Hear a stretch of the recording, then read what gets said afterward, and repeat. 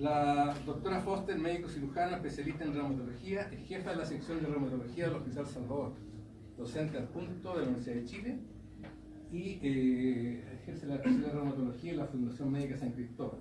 Además, es asesora del Comité de Expertos del Chile de Reumatología para la ley Ricardo Soto.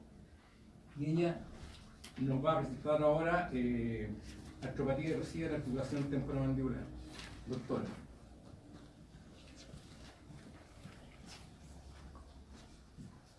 Buenas noches, les agradezco mucho la invitación. Ahora le agradezco, pero al principio estaba un poquito.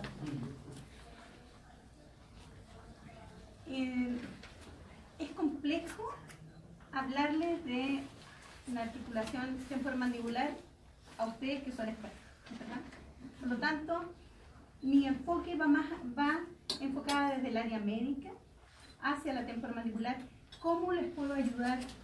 Le podemos ayudar nosotros para que ustedes reconozcan cuando el daño de la articulación es de patología médica y no tiene que ver con la gran parte de las alteraciones que ustedes ven, que no tiene que ver ni con oclusión, ni con piezas dentarias, ni nada con eso. Así que la idea es que ustedes piensen desde ese punto de vista, vean cómo es que enfoqué yo la presentación, ¿ya? Esto es la parte de ustedes.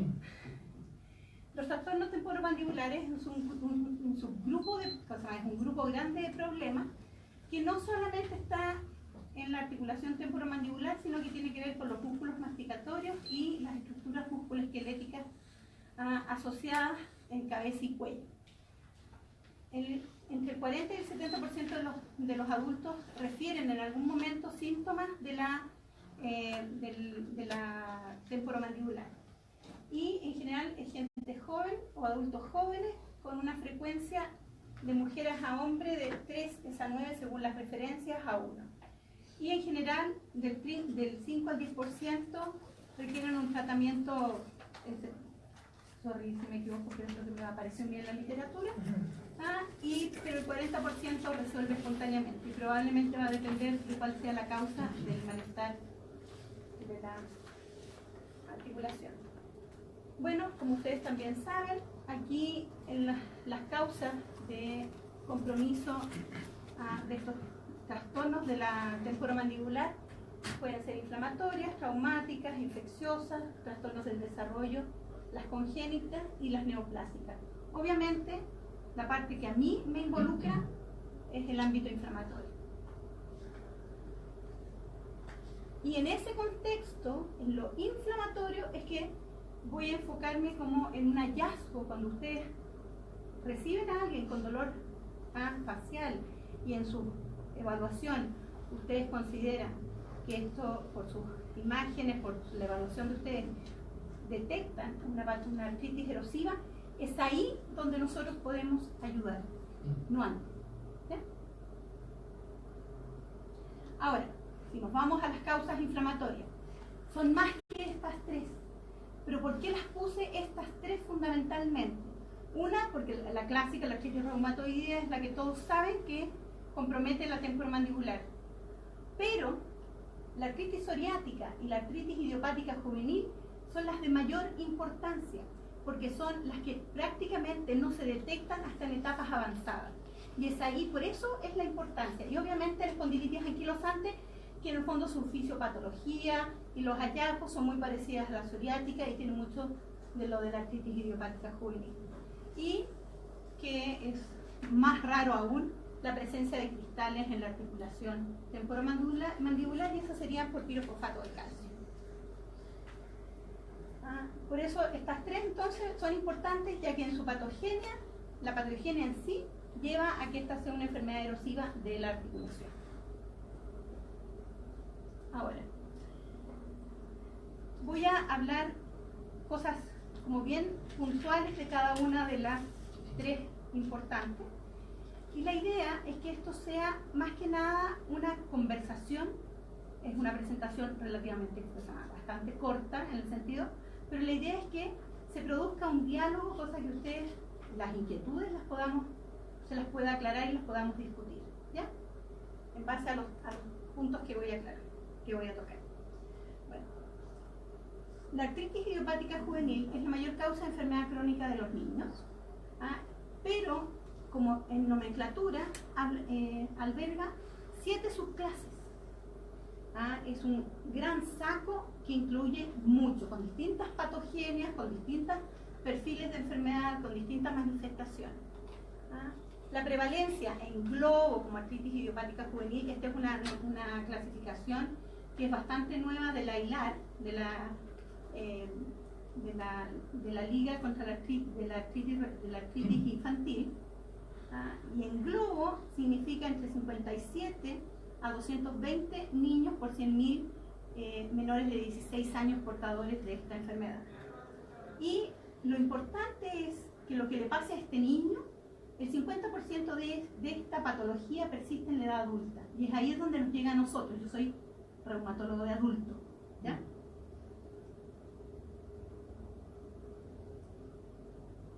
Esta es la clasificación que les digo. La artritis idiopática juvenil incluye todas estas. La sistémica, que es una enfermedad que más parece la enfermedad de Still, que es una enfermedad de Still, que es febril, con artritis, y esa diría yo que es la más grave de todas las manifestaciones de las artritis idiopáticas juveniles. La frecuencia no es muy alta, afortunadamente, porque es la más grave y la que afecta a los niños de menor edad también. Las oligoartritis persistentes, que en el fondo son menor de 4 articulaciones, que en el momento que se presenta están al menos 6 meses, y que en el tiempo no son más de 6 meses, de 4 articulaciones, y persisten iguales en el tiempo, por eso se dice persistente. La oligoartritis extendida, que más o menos es un 30% cada uno, es menor de 5 articulaciones en los primeros 6 meses, pero en la evolución se pueden ir agregando otras articulaciones. Por eso es extendida, porque agrega más articulaciones en la evolución. La poliartritis factor reumatoideo negativo, que es la poliartritis parecida a la artritis reumatoidea del adulto, pero que tiene factor reumatoideo negativo. No tiene marcador serológico, pero la clínica es bastante parecida a la artritis reumatoidea, que sería la poliartritis con factor reumatoideo. La poliartritis factor reumatoideo negativo sobrepasa la frecuencia de la seropositiva de la artritis reumatoidea. Esta era la que clásicamente se conocía como la artritis reumatoidea juvenil. Pero también acuérdense que la frecuencia en adultos es de 0,5 a 1, y aquí es de 2 a 10, así que también es bastante más frecuente. Estos son los que habitualmente pasan a edad adulta. La artritis con entesitis, y esta es la que en el tiempo evoluciona a las que son como la espondilitis anquilosante, porque aquí es donde se ve la presencia del HLA-B27 en estos pacientes que tienen artritis y además manifestaciones de entesitis, que son las inflamaciones de los tendones, el tendón de Aquiles, la astenosinovitis, que es distinta a la artritis psoriática, que uno dice la artritis psoriática, la artritis con entesitis, la oligoartritis estarían como más o menos en el mismo saco de las pelvis espondilopatías, que es un saco grande también, que es lo que vemos nosotros en adultos. Y los artríticos psoriáticos niños son los que son psoriáticos ellos o sus padres o sus hermanos. Es de la primera línea el antecedente, y los chicos es una oligoartritis, pocas articulaciones y habitualmente, o monoartritis, una articulación, y pueden tener compromiso también de los deditos, ¿ya? Y la indiferencia es la que no cumple ningún criterio, que tienen artritis, no tienen nada más, y tienen una monoartritis y no aparece nada más en el tiempo. Esa habitualmente es la indiferencia. Como ven, son varias. Están todas en un mismo saco y todas con etiopatogenia y patogenia muy distintas.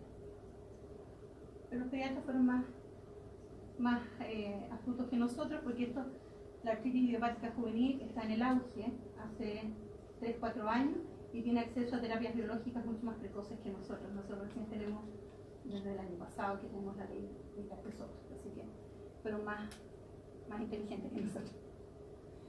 Bueno, ¿Por qué es importante el compromiso de la temporomandibular en los niños? Porque es lo más frecuente. El 75% de los niños puede tener compromiso de las témporas mandibulares al inicio de la enfermedad. El paciente puede tener una oligoartritis y puede tener compromiso temporomandibular. ¿Cuál es el problema? Es que es bilateral, pero de los pacientes que se presentaban con la artritis idiopática juvenil, el 73% de ellos era asintomático, no tenían síntomas. Era un niño de distintas edades, dependiendo de la patología que tuviera, y que en el momento que se presenta con compromiso axial, esquelético, no tenía síntomas de ATM. Y este riesgo de que fueran pacientes asintomáticos era mucho más frecuente en la presentación en niños más pequeños, habitualmente los menores de 2 años, y en los subgrupos de oligoarticular, los poliarticulares seronegativos y en los psoriásicos. ¿Por qué es importante? Porque en estos niños que ustedes no diagnostican la enfermedad, el compromiso articular, los pediatras no lo detectan, los niños no se quejan, las mamás no saben, van a llegar a ustedes ¿cuándo? Cuando tengan asimetrías faciales, cuando tengan alteraciones del crecimiento mandibular que les va a llevar a micrognatia o retrognatia. ¿Por qué? Porque, como ustedes saben, el disco articular está muy cercano al cartílago de crecimiento. Y si hay un fenómeno inflamatorio, obviamente que va a afectar el crecimiento de ese lado. Y como, si bien es bilateral, no necesariamente es sincrónico en el tiempo, por lo tanto pueden tener compromiso que no avanza a la vez. Y es ahí la importancia que eso es para ustedes, que si es que, como ustedes ven oclusión y todo, cuando los niños chicos, detectar ustedes y referirlos al pediatra cuando no han tenido síntomas también de articulares, o clásico que el niñito se queja que le duele una rodilla pero nadie les tira pelota porque no piensan que es importante. Así que es importante a quien le llegue que lo detecte y lo derive. Aquí encontré este trabajo, si bien es del 2008, pero encontré que era de aquí muchas de las cifras que le hablé. Se hizo un trabajo donde se sometió a estos 32 niños que recién habían sido diagnosticados con artritis idiopática juvenil, que tenían o no tenían síntomas mandibulares, y a todos se les hizo un screening con resonancia y con eco. ¿Qué es lo que era lo que llevaban, qué es lo que buscaban en el estudio? Buscaban manifestaciones de una artritis crónica como erosiones o cambios estructurales del cóndilo, o manifestaciones agudas como era la presencia de una proliferación celular, sinovial o derrame articular. ¿Y qué vieron? Vieron, y aquí las cifras que le dije, que el 81% de los pacientes no tenían ningún síntoma. Y de ellos, de los hallazgos por resonancia, el 68% ya tenía una enfermedad aguda, pero fíjense, el 64% ya tenía cambios al diagnóstico de una enfermedad crónica. Ya tenía estigma y daño que probablemente va a ser difícil en el tiempo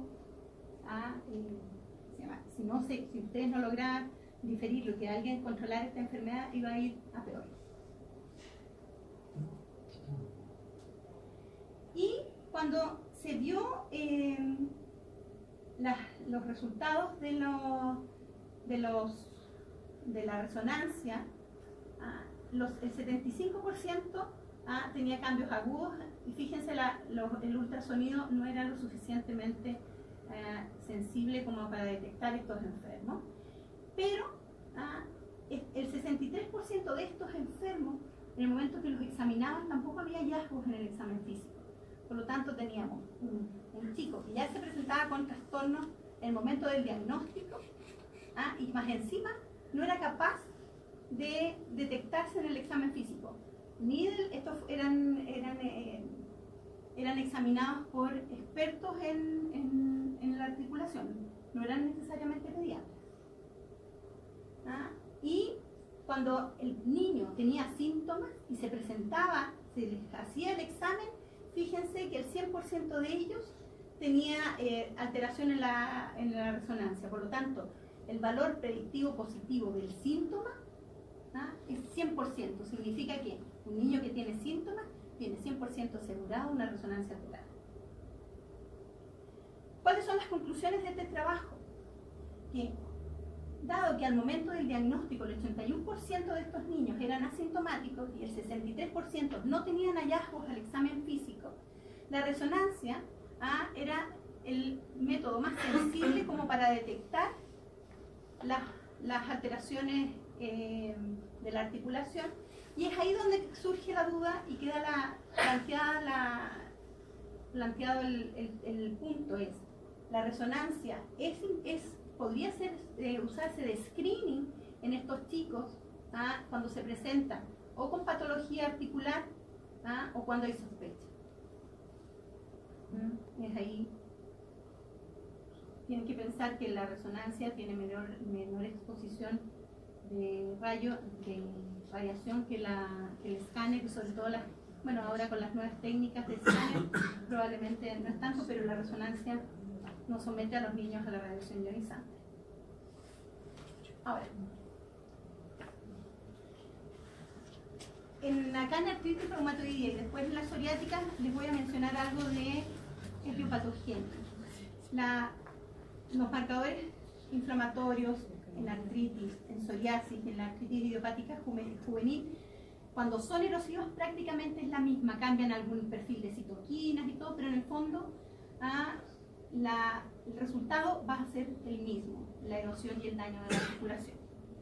Bueno, la artritis reumatoidea es una enfermedad crónica que se caracteriza por presentarse como una poliartritis.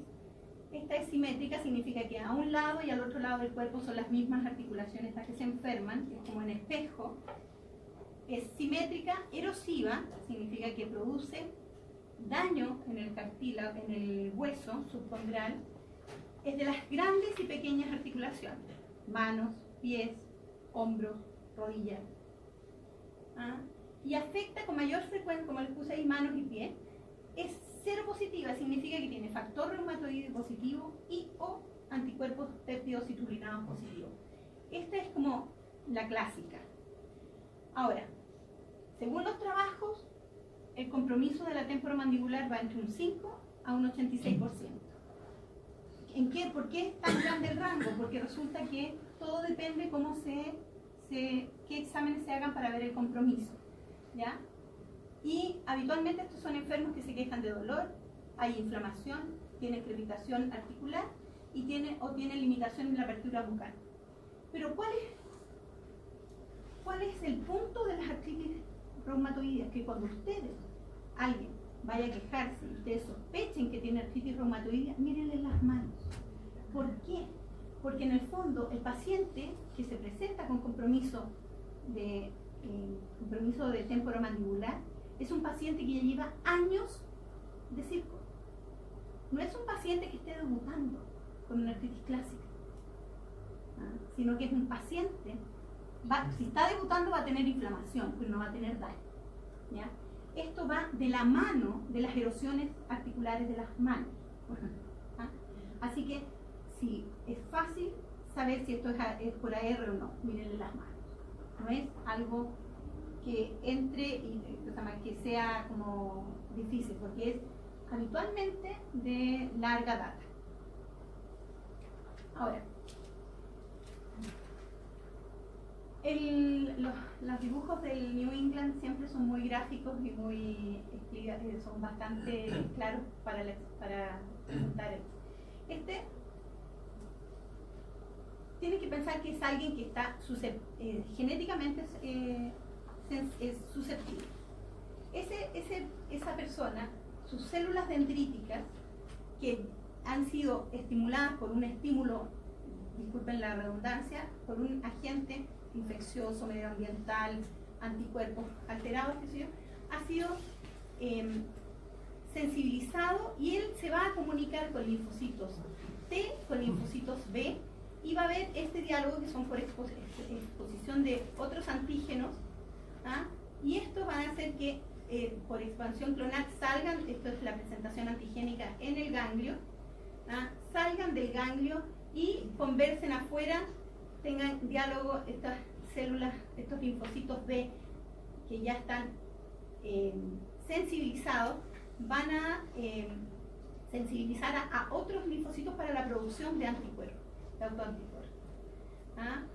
Y estos autoanticuerpos van a ir a estimular a los neutrófilos, a los macrófagos, y estos van a ir a diferenciación, se van a diferenciar en osteoclastos, osteoblastos, y estos van a ser los responsables, dependiendo de las citoquinas que liberen, interleuquina 17, interleuquina 6, TNF-alfa, los responsables del daño articular y la erosión. Esto es muy parecido a lo que es lo psoriático. La diferencia es que en los artríticos en general hay mayor producción de interleuquina 6, TNF-alfa y también interleuquina 17. Y en los psoriáticos es más interleuquina 17, TNF-alfa, menos interleuquina 6. Pero el daño va a ser prácticamente el mismo. ¿Por qué es importante estos fenómenos fisiopatológicos en los individuos? ¿Por qué? Porque toda la inflamación que se produzca en la articulación no se queda ahí. ¿Por qué? Porque mediante TNF-alfa va a ir a promover la producción de placas en las arterias, una enfermedad inflamatoria que lleva mayor riesgo cardiovascular.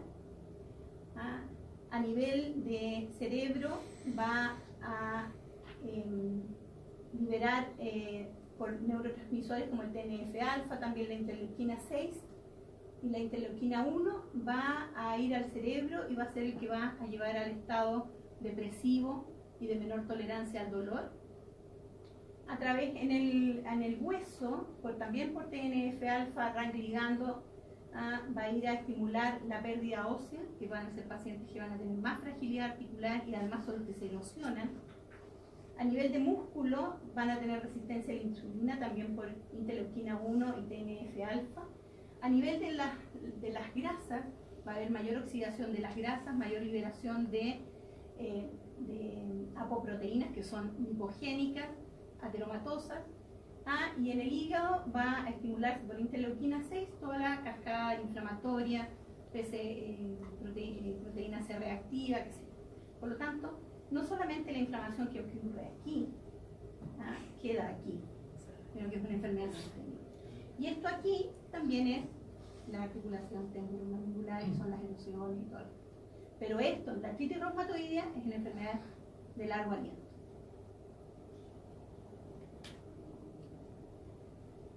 Estas son las consecuencias en una paciente de larga data, pero si una paciente llega así, fíjense en sus manos no van a ser mejores que eso. ¿Ya? Y en las pacientes artríticas también habitualmente el compromiso es bilateral. Y ahora, como contarles una anécdota, porque en general lo que vemos muchas veces en el poli, que las pacientes, nosotros no vemos mucho compromiso de dolor temporomandibular, pero las pacientes que tienen factor reumatoideo muy alto, que tienen factores de alto riesgo, que vienen ya erosivas al momento del diagnóstico, qué sé yo, muy inflamatorias, mucha VHS y PCR alta, de las cosas que se quejan de repente es que les duele la cara, ¿ya? Y si están muy inflamadas articulares, uno dice, sí, es parte de la misma inflamación, de la misma articulación, de la misma inflamación articular. Es parte de tu enfermedad, quédate tranquila porque uno las trata y ya se les pasa, ¿ya? Y tengo en la consulta una mujer que tiene 50 años, tiene 12 años de artritis, y una artritis que ha sido bastante en el tiempo, y en el último año me dice, no doctora, es que vengo ella es de Linares, de la quinta región, me viene y dice, no, es que vengo junto a su consulta con la del maxilofacial. ¿Y por qué? No, es que estoy bruxando en la noche, ¿ya? No, es que me dejo plano. Y es una mujer que la tengo con biológicos. Y resulta que ahora me doy cuenta que lo más probable es que ella tenga, y nunca, yo no siempre le pido que me traiga los exámenes que le ha hecho el maxilofacial y todo, y me muestra escáner, me muestra cuestiones, y yo, claro, las miro, y como hasta ayer no cachaba mucho, no, pero ahora sí, es una mujer que está con terapia biológica, no ha andado bien de sus articulaciones y claro, una de las que se escapó es la temporomandibular. Así que, fíjate, ahora podría decir que aprendí. ¿Y por qué es importante? Porque la evolución de esta enfermedad erosiva hay destrucción condilar con posteriores deformidades, limitación de la apertura bucal, dolor. Pero con las terapias actuales, espero, y creo porque yo soy de la era de las buenas terapias farmacológicas para la AR y ahora de las terapias biológicas, cada vez vemos menos. Y la doctora Cuellar, que está acá, que es becada nuestra, habías visto poco lo que vemos. Y la doctora es de la terapia biológica. Bueno, cambiamos ahora a la psoriática. No sé si quieren algo preguntar de idiopática AR, ¿no? Bueno, ahora, la psoriática, así como los niños tienen un saco grande, nosotros también tenemos un saco grande que son las pelvis espondilopatías. Y en las pelvis espondilopatías está la artritis asociada a entesitis, la espondilitis anquilosante, que es la clásica, la psoriática, la artritis reactiva, la pelvis espondilopatía indiferenciada y la no radiológica, la dijo todo. Pero en el fondo, como para grandes rasgos, la clasificación ha cambiado, pero como son las que conoce todo el mundo, ¿ya? Y parte, como les dije, de las pelvis espondilopatías o espondiloartropatía, y es una entidad crónica inflamatoria, también es articular, está asociada a la psoriasis, y la psoriasis puede ser presente, pasada, o podría ser en el futuro, y ese es el problema, ¿ya? Porque habitualmente uno les pregunta por el antecedente, ¿ha sufrido psoriasis? No, pero yo tuve psoriasis cuando chica, y ahora tienen 40 años, porque es la edad en que se presenta, después de los 40 años, habitualmente las mujeres.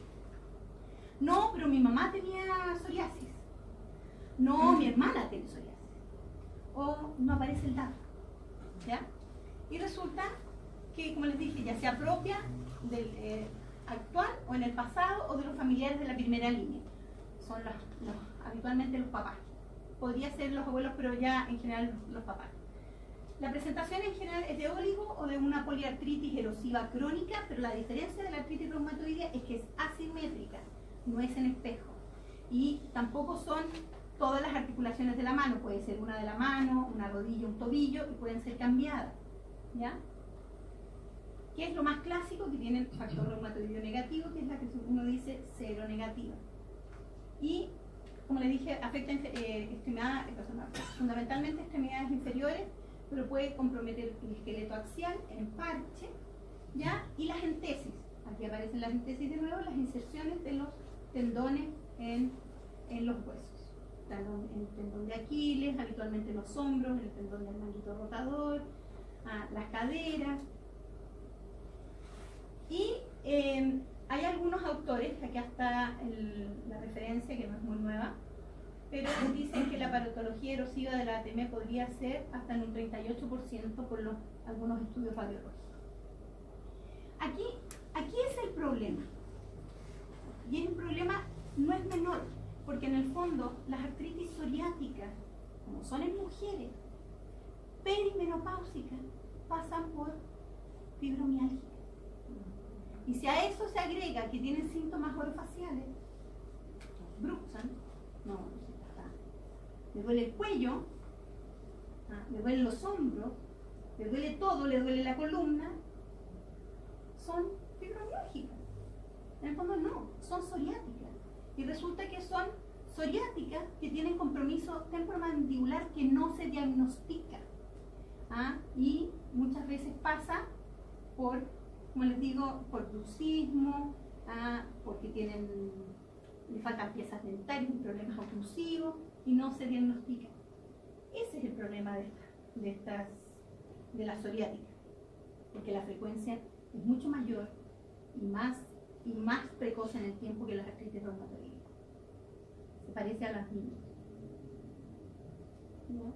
Y aquí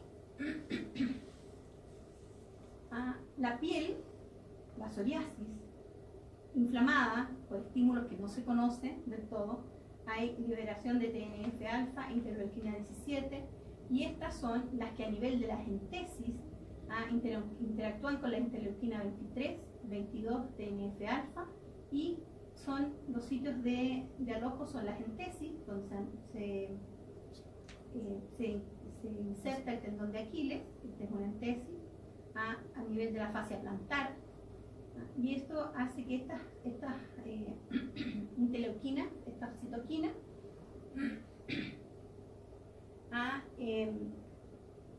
hagan que a nivel del hueso se produzcan fenómenos que son estimulación de osteoblastos. Va a haber producción de hueso, y por eso se producen los espolones calcáneos. Donde hubo inflamación empieza a proliferar tejido óseo, y es por eso que los psoriáticos son erosivos y además producen hueso. En los pacientes con espondilitis anquilosante, por eso se fijan las vértebras, porque hay producción ósea en respuesta a este fenómeno inflamatorio, ¿ya? Esto produce también inflamación a nivel de las articulaciones y lleva a la erosión, fundamentalmente por interleuquina 17, TNF-alfa, inflamación y destrucción ósea. Y además, que esto es lo último que se sabe, que tiene mucho que ver con la disbiosis intestinal, con el bioma humano, porque así cuando dicen que las dietas son antiinflamatorias o proinflamatorias, no tiene que ver con que la dieta en sí sea inflamatoria o no inflamatoria, sino que la dieta hace que proliferen ciertas bacterias que son proinflamatorias, que van a producir interleuquina 23, y esa es la que va a ir a estimular la producción de interleuquina 17 y la que va a dañar el cartílago, o la dieta que hace que proliferen bacterias antiinflamatorias y que van a ser las que van a producir interleuquina 10, que son citoquinas no inflamatorias, y que van a frenar esta respuesta inmune. Así cuando los enfermos dicen, doctora, ¿qué puedo comer?, uno dice, busque la dieta antiinflamatoria y hágala, pero no pensando en la dieta en sí, sino que esa dieta promueve un cambio en la flora intestinal hacia una dieta, una flora antiinflamatoria, ¿ya? Y esas son todas las nuevas teorías actuales sobre lo que es alimentación y también sobre patogenia. Ahora, encontré este trabajo que más reciente, que a los pacientes que tenían psoriasis con o sin artritis psoriática los pusieron hicieron match con controles, 112 pacientes que tenían psoriasis, y se parearon con 112 pacientes controles, una edad promedio de 49,7 años, fundamentalmente mujeres, y se interrogaron por síntomas y signos atribuibles a la temporomandibular. A todo este grupo, independiente si tenían o no artritis psoriática, y se compararon con los pacientes control. Y también se sacaron a los pacientes que tenían psoriasis y tenían artritis psoriática, que fueron 25, y eso se compararon con los psoriáticos que no tenían artritis psoriática y los control. Y en esto se vio que, ustedes se fijan aquí, los psoriáticos y los controles, todos los pacientes psoriáticos tenían síntomas, eran diferencias significativas en lo que se referían a síntomas de trastornos de la temporomandibular, de la articulación propiamente tal, la apertura, proyectada la apertura bucal, era como significativo.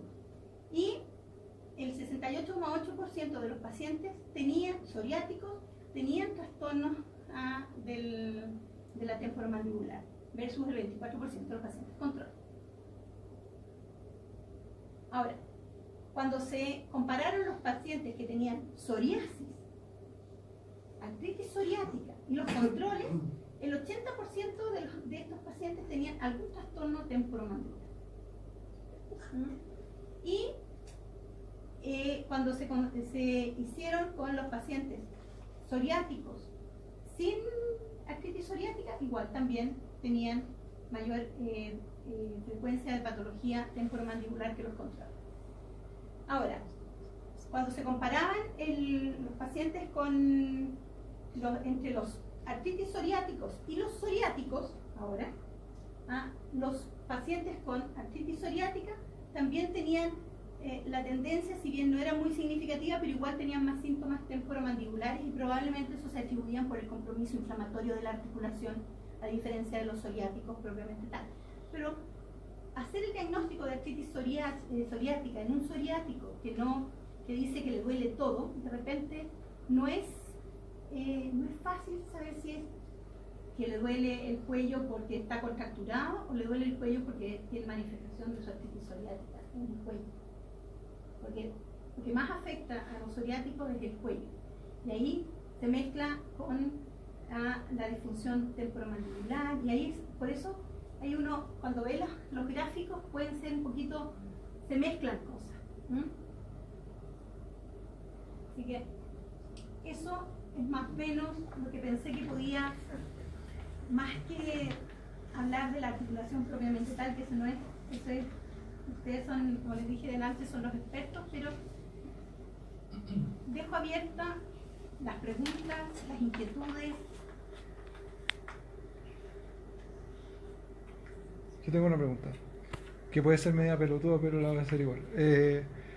¿Puede coexistir trastorno degenerativo junto a un trastorno ya como más una artritis médica? O sea, como por ejemplo, de tener un paciente que esté controlado con artritis reumatoidea, pero que igual me haga una osteoartritis de una ATM, por ejemplo. Ahí yo leí un par de trabajos que hablaban sobre se hacían estudios de axiales computados, de ecografía y de resonancia en los pacientes que tenían diagnóstico de osteoartritis, artritis reumatoide. Y no había diferencias ni en el dolor, no había diferencias en las deformidades que podrían encontrar en los cóndilos. Por lo tanto, lo único que hacía la diferencia era encontrar proliferación sinovial y el antecedente de artritis reumatoide. Por lo tanto, muchas veces pueden pasar como semejantes, porque no hay como un sello. Lo que sí puede dar la pista de que podrían coexistir, porque ese paciente no está exento de que tenga trastornos de la oclusión, que no haya tenido un traumatismo, que no haya tenido fracturas previas o pérdidas de piezas dentales por el uso de esteroides. Por lo tanto, hay una mezcla de factores mecánicos con factores inflamatorios. Por lo tanto, esos trabajos me dejaron ahí mismo, porque yo decía, bueno, artritis, lesiones erosivas, pero la osteoartritis produce erosiones también, y casi indistinguibles de las de la artritis reumatoidea. Yo creo que ahí va en ustedes ver qué piensan en cada cosa, pero perfectamente pueden coexistir.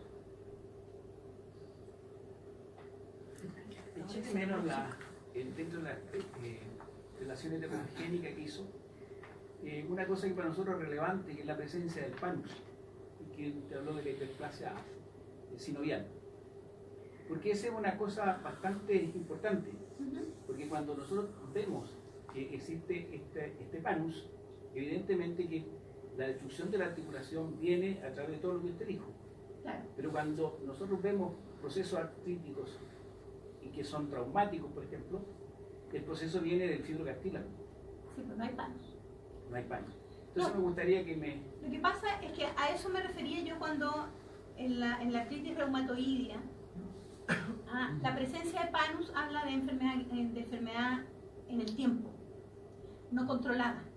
Una paciente que está bien controlada no tiene PANUS, o el PANUS es menor. ¿Ya?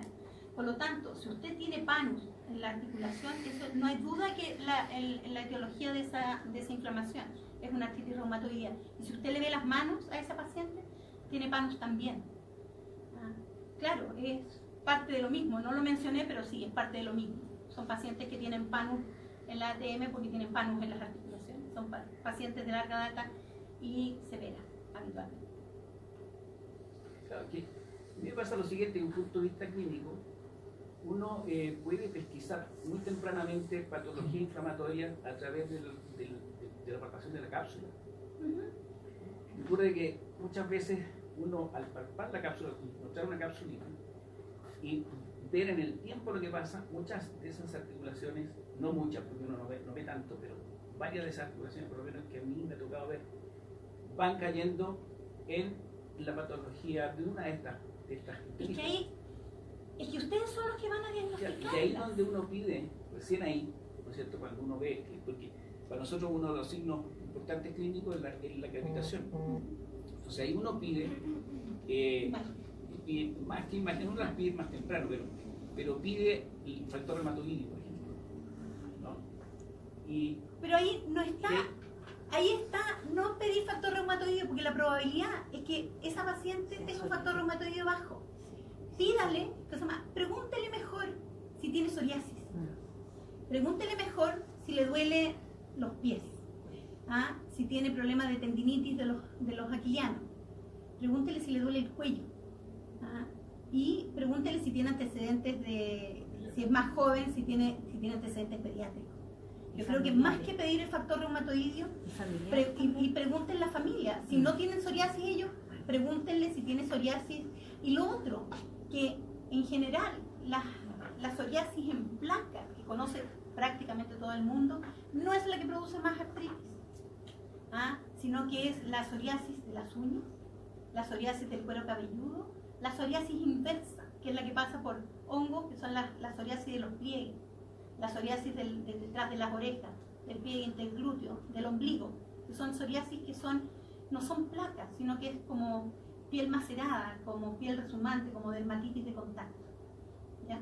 Así que esas son las que producen problemas. Pregúntenle a los enfermos si tienen hongos en las uñas, si se les caen las uñas, si se les quiebran las uñas. Esos son enfermos que lo más probable es que sí tengan patología de la temporomandibular y sea inflamatorio, más que si le sale un factor reumatoideo. Porque esa le va a salir el factor reumatoideo porque tiene más de 60 años, porque fuma y no porque tenga artritis.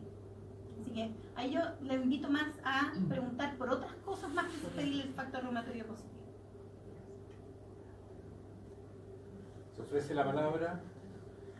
¿Con qué frecuencia puede una artritis de ATM, o sea, que el signo y la sintomatología de la artritis de ATM sea que está debutando otro cuadro de artritis reumatoide, por ejemplo, psoriática? Puede darse, ¿no? Que esté debutando ahí. Es poco frecuente, pero no es imposible. Si uno tiene, si les llega a ustedes alguien porque les duele la cara, porque tienen y se tocan y que de repente se quedan con la mandíbula trabada, qué sé yo, es ahí donde ustedes tienen que pensar, o tiene algo que ella no sabe que es parte de lo mismo, o está debutando. Pero esas no puede ser, no es lo habitual, no es como el primer síntoma de enfermedad, suele acompañar a otros síntomas. Sí, menor, es como de alrededor entre un 10-20% con suerte. Por lo tanto, a ustedes les va a llegar habitualmente, va a tener síntomas en otro lado que la paciente no sabe que tiene que ver una cosa con la otra. No sabe que si se le inflama el ojo es porque tiene psoriasis o porque le duele un dedo. Es el mismo cuento, el mismo concepto. Dice Niki, ¿por qué me pregunta si tengo psoriasis? ¿Qué tiene que ver? ¿Por qué me sacan la ropa si yo vengo a mostrarle un dedo? Y le miramos las uñas, y le miramos los capilares, y las desvestimos enteros. Es el mismo concepto. Se ofrece la palabra. Hay una cosa que también usted dijo para nosotros muy relevante, y es el compromiso en niños.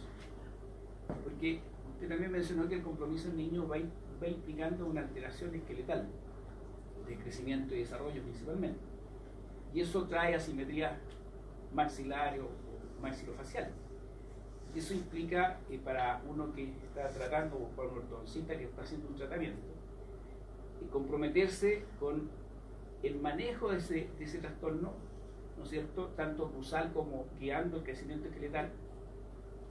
Y ocurre de que muchas veces, ¿no?, uno se embarca en estos procedimientos, y si el niño tenía algún dolor o alguna molestia en la temporomandibular, de repente desaparece.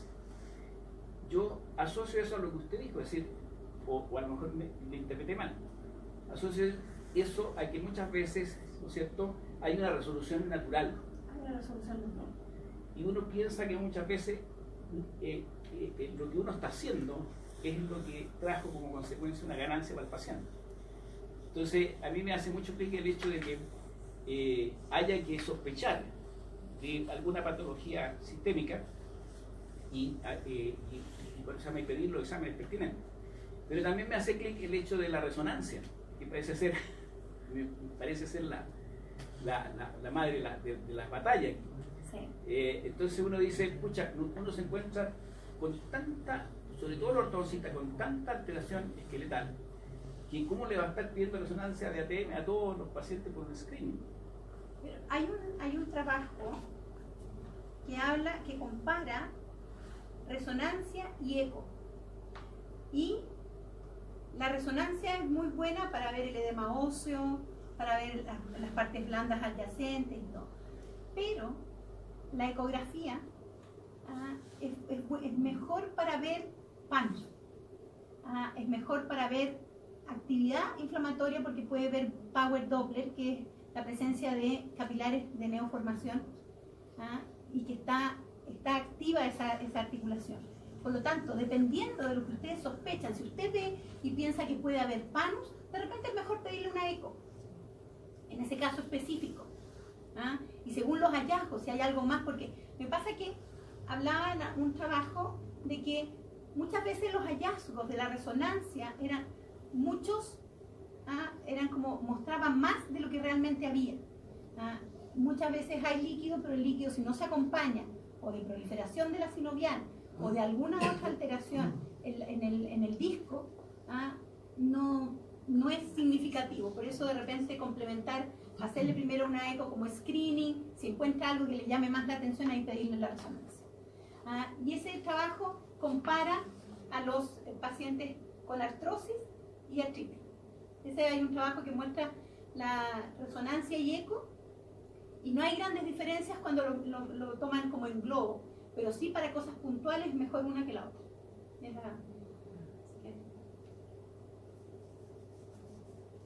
Bien. ¿Más preguntas allá, doctora?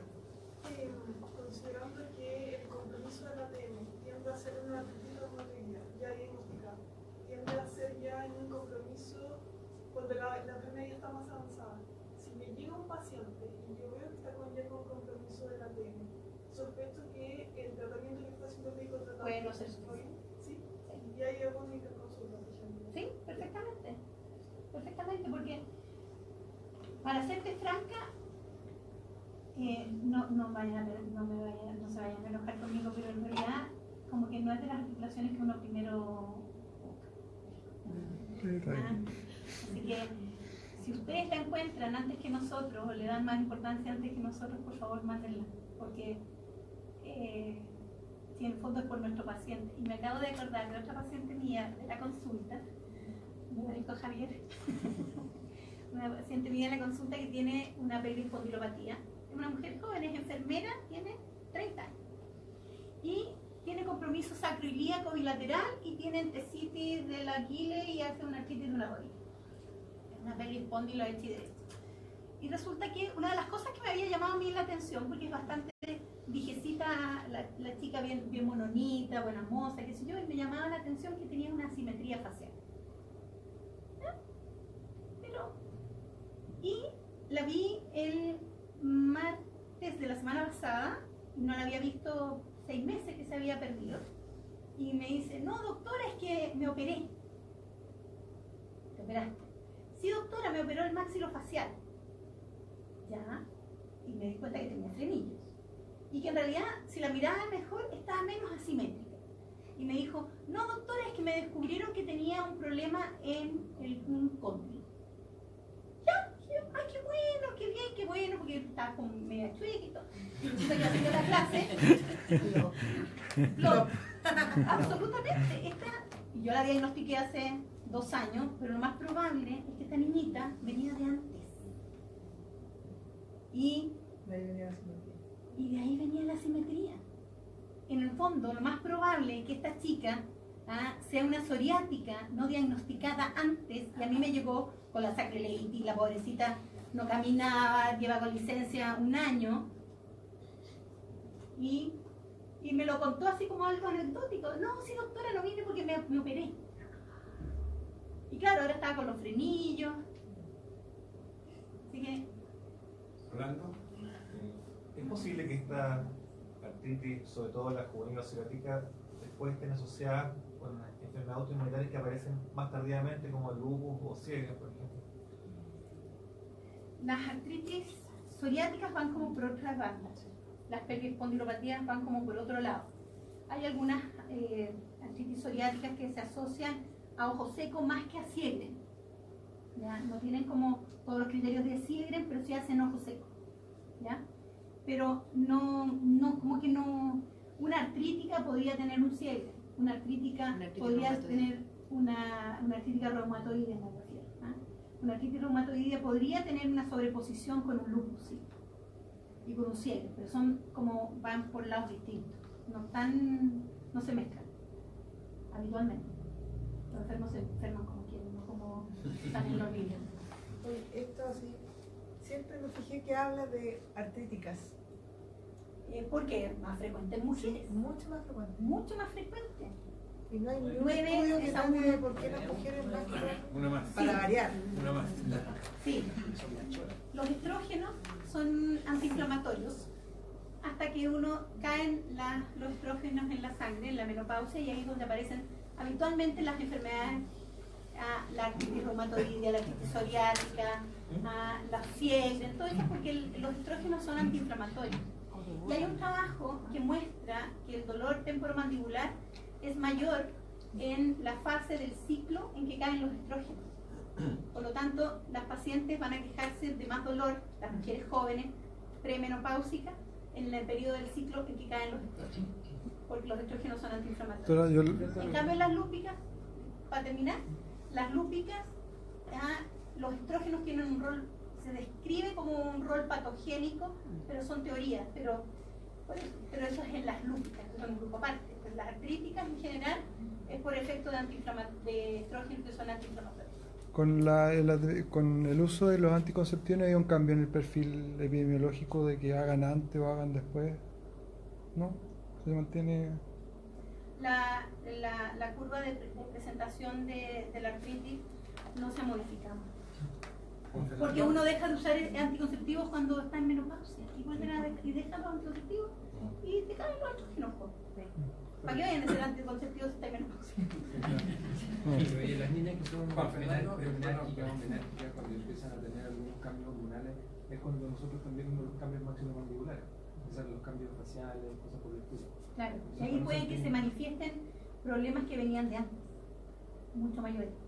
Claro, y ese es el tema, ¿qué hacer de repente cuando uno cambia? Por ejemplo, la mayoría de la ortodoncia son por cambios esqueletales, pero que durante mucho rato pasan asintomáticas.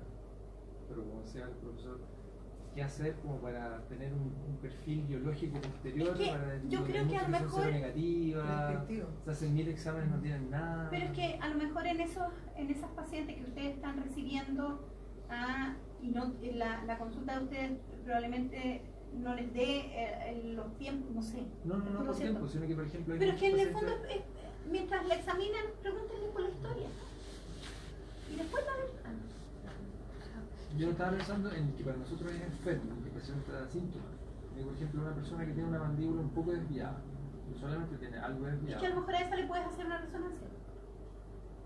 Ya, que nosotros también tenemos un pensamiento de que no hay que caer en el exceso, porque en realidad es una paciente que está dentro de todo sana, solamente una pequeña desviación. Pero Es como sana- que tiene un dedo dentro de. Sana bajo el punto de vista general, pero no está sana. ¿Y cómo sabes si esa ATM? Sí, pero ese es el pensamiento de la enfermedad. Es que no hay que caer, claro, es que no hay que caer en los Es excesos, como pero que sí todo a está lo enfermo mejor hasta con que no se preguntas. diagnostica que está sano. Es como el Claro, mismo pero principio.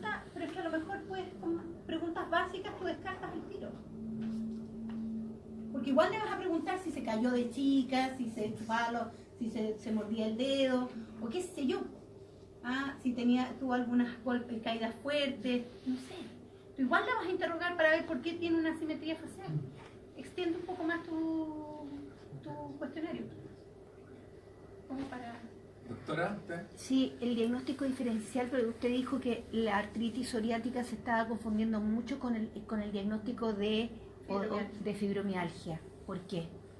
Porque tienen los mismos puntos de dolor que los pacientes psoriáticos. Los puntos de dolor de los fibromiálgicos son los sitios de inserción de los músculos. Por lo tanto, son los mismos dolores que va a tener va a ser la historia, y además que el diagnóstico de fibromialgia es un diagnóstico de exclusión. Exige que sea visto por un reumatólogo para que descarte enfermedades autoinmunes. Así que con eso, si tú sospechas que